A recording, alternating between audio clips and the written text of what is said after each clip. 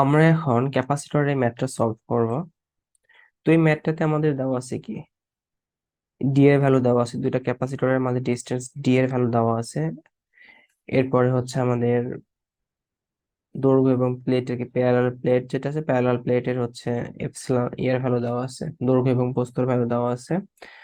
উপরের প্লেটে plus Q পরিমাণ চার্জ জমা হয়েছে, নিচের প্লেটে মাইনাস কিউ পরিমাণ চার্জ হয়েছে, এবং এখানে হচ্ছে আমাদের ডাইলেকট্রিক ম্যাটেরিয়াল হিসেবে আছে কি এয়ার। তো এগুলো আমাদের দেওয়া আছে, আর বের করতে বলছে কি ফাইন্ড দ্য ক্যাপাসিট্যান্স, অর্থাৎ সি এর ভ্যালু বের করতে হবে। এরপর find the strength of electric field between the plates if 48 volt are applied across the plate. এখন যে প্লেটের অ্যাক্রসে যদি আমাদের 48 ভোল্ট যদি দেওয়া হয়, তাহলে পরে আমাদের সেই ক্ষেত্রে ইলেকট্রিক ফিল্ড ইন্টেন্সিটি কত হবে, এবং find the charge on each plate, এবং আমাদের এই প্লেটে আসলে চার্জের পরিমাণটা কত।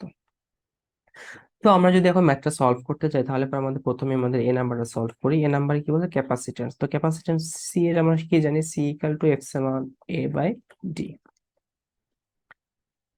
তো এটা আমাদের বের করতে হবে, ঠিক আছে। তো এটা আমাদের দেওয়া আছে, সরি। তো এখন এখান থেকে আমাদের ডি এর ভ্যালুটা আমাকে বের করতে হবে। প্রথমে তো ডি এর ভ্যালু কত দেওয়া আছে, 1/32 ইঞ্চি। তো আমরা কি জানি যে 1 মিটার সমান 39.37 ইঞ্চি। তাহলে 1 ইঞ্চি সমান কত হবে, 1/39.37 মিটার, এত মিটার। তাহলে আমাদের কি বলতে পারি, 1/32 ইন্টু এই 1 ইঞ্চি সমান কত, এত মিটার, 1/39.37 মিটার। এখন এটা যদি আমরা সলভ করি, তাহলে কত হবে, 0.794 মিটার। তো আমরা এখানে ডি এর ভ্যালুটা বের করলাম। এরপর আমাকে বের করতে হবে কি এরিয়া। তো এটা যেহেতু আমাদের একটা আয়তাকারের মতো, তো আয়তাকার বস্তুর ক্ষেত্রে আমাদের ক্ষেত্রফল কি জানি, দৈর্ঘ্য গুণন প্রস্থ। তাহলে এরিয়া ইকুয়াল টু, এদিকেও 2 ইঞ্চি, ওদিকেও দৈর্ঘ্য গুণন প্রস্থ, দুই দিকে 2 ইঞ্চি। 2 ইঞ্চি গুলোকে এবার মিটারে কনভার্ট করি। তাহলে 2 ইন্টু এটাকে কনভার্ট করলে হবে 1/39.37 ইন্টু এটাকে আবার কনভার্ট করতে হবে, 2 ইন্টু 1/39.37, অর্থাৎ এটাকে আমরা কি করলাম, এটাকে এখানে চেঞ্জ করলাম হচ্ছে মিটারে, এটাকে মিটারে চেঞ্জ করলাম। তাহলে এবার এটাকে সলভ করলে আমাদের আসবে হচ্ছে 2.58 ইন্টু 10 ইনভার্স 3 মিটার স্কোয়ার। কারণ কি, কারণ আমরা কিন্তু এরিয়ার একক কি মিটার, এটার চেঞ্জ হয়ে ইঞ্চি থেকে মিটার হয়ে যাবে, এটা ইঞ্চি থেকে মিটার হয়ে যাবে, তো মিটার মিটার গুণ করলে কি হয়ে যায়, মিটার স্কোয়ার। তো এবার আমাদের কি এপসিলন, এপসিলনের ভ্যালু আমরা কি জানি, এপসিলনের ভ্যালু, তো এখানে কি এয়ার, এর ক্ষেত্রে এপসিলন ইকুয়াল টু কি হবে, আমরা জানি এপসিলন, আমরা সেই সূত্রটা পড়ছিলাম, রিলেটিভ পারমিটিভিটি বা dielectric constant equal to epsilon naught, কোন একটা বস্তুর epsilon divided by epsilon naught.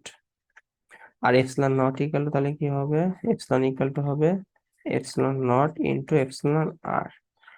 আর যেহেতু এটা এয়ার, এর ক্ষেত্রে এপসিলন নটের ভ্যালু হচ্ছে আমাদের 8.854 ইন্টু 10 টু দি পাওয়ার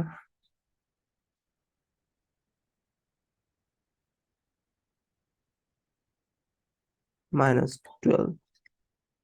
আর এই এপসিলন আর এর ভ্যালু হচ্ছে, বা এয়ার এর হচ্ছে 1। তাহলে পরে আমাদের এখানে পেলাম কত, এপসিলন এর ভ্যালু পাবো এটা। তাহলে আমি এখন যদি সি এর সূত্র বসাই দেই, C equal to epsilon A divided by D.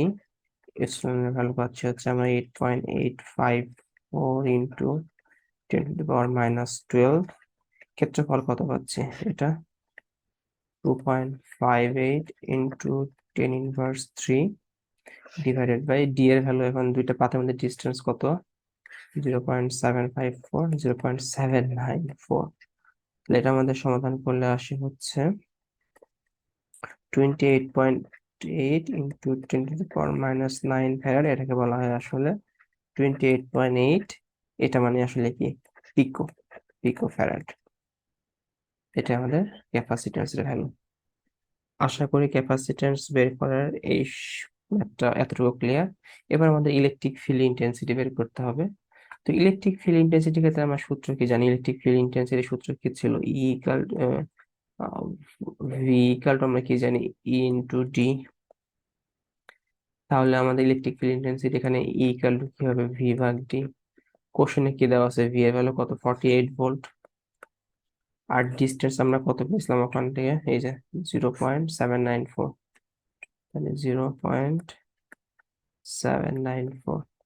এটা সমাধান করলে আমাদের আসবে হচ্ছে 16.5 কিলো ভোল্ট পার মিটার। অর্থাৎ আমি যদি বলি এখানে যদি আমাদেরকে এটা বুঝতে সমাধান হতে পারে 16.5 ইন্টু 10⁻³ ভোল্ট পার মিটার আসে। এটা সমান আসলে কি কিলো, তাহলে দিতে পারি কি 60.5 কিলো ভোল্ট পার মিটার। এই যে ভোল্টেজের একক ভোল্ট আর ডিস্টেন্সের একক কি বা দূরত্বের একক কি? মিটার। এটা আমাদের গেল বি নাম্বার। এবার সি নাম্বারের মানে কি বলবো? চার্জ। তো দুইটা প্লেটে তো সমান চার্জ থাকবে, একটা প্লাস পজিটিভ একটা নেগেটিভ, তাহলে আমাদের চার্জ বের করলেই হচ্ছে। আমরা কি সূত্র জানি? C equal to Q by V. তাহলে কিউ ইকুয়াল টু আসলে কি সিভি। তো ক্যাপাসিট্যান্স আমরা বের করছি কিছুক্ষণ আগে, সেটা ছিল 28.8 পিকো ফ্যারাড ইন্টু আমাদের এখানে ভোল্টেজের ভ্যালু কত? 48। 48। তাহলে আমাদের এখানে আসতেছে 1.3 ইন্টু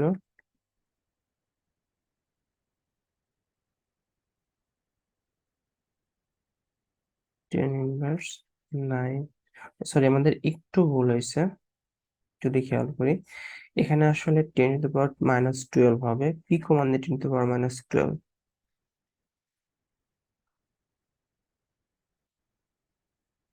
এটা আমাদের 10⁻−12। তাহলে আমাদের এটা যদি সমাধান করি তাহলে আমাদের আসে হচ্ছে 1.38 10⁻৯ কুলম্ব। চার্জ একক কি? কুলম্ব। আর এটাকে আমরা লিখতে পারি কি? ন্যানো। 1.3 ইন্টু, তাহলে এখানে এভাবে লেখা যায় 1.3 ইন্টু ন্যানো কুলম্ব। তো আশা করি এই ম্যাথটাতে কারো কোনো সমস্যা হওয়ার কথা না। তো ধন্যবাদ সবাইকে।